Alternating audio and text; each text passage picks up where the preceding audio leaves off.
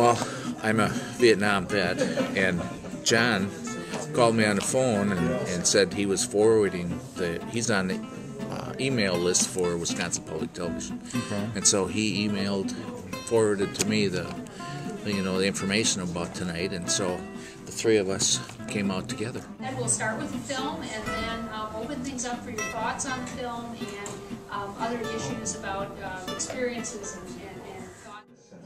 Off we went for our Navy careers, and I wanted to get into submarines, obviously, so that was the whole deal. I had just finished my junior year.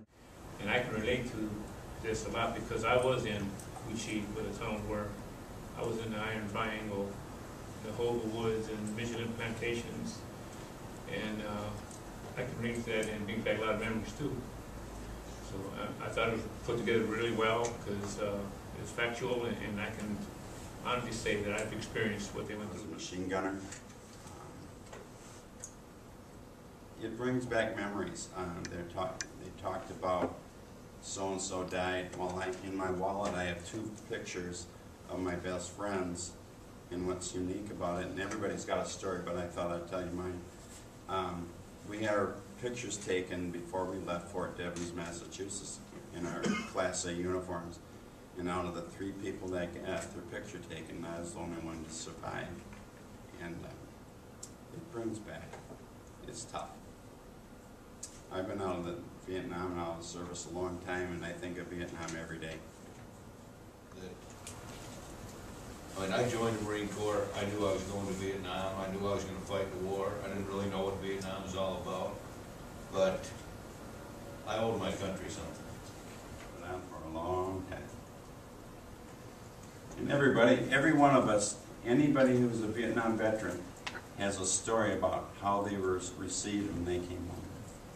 Vietnam is the first war that was fought on the 6 o'clock news. Right. And then you had all of the protesters, and then to come home, we couldn't talk about it because nobody wanted to talk about it because it wasn't something anybody wanted. Right. And some of the things that happened, like Hanoi Jane, in fact, I have a friend right down here who still won't watch one of her movies, All right. And so it's just that, you felt betrayed because, I was drafted out of teaching, had a wife and a baby, and had to go over there, and then not to be appreciated, you could at least. So it's only been 10 years, I think, now that, anybody even because says, welcome home. what you're told, in school and when it's all the Vietnam War, it's not the different components. And usually, especially for my generation, it was the Vietnam War were the people that, were smoking dope and all of those things, and My Lai massacre, and that's all you learned about. You didn't learn about anything else. Now I understand from my youngest daughter, they're not even teaching the Vietnam War, which is just shocking to me. So this all is giving me a great perspective. I do appreciate it. I believe everybody should serve our country for 2 years. I don't care how you do it. You can do it in the hospital, you can do it in the inner city. I believe in the draft. I believe that all these young guys that are out there in the street and hanging on the corners, if they went for the service, we wouldn't have the crime that we have out there right now.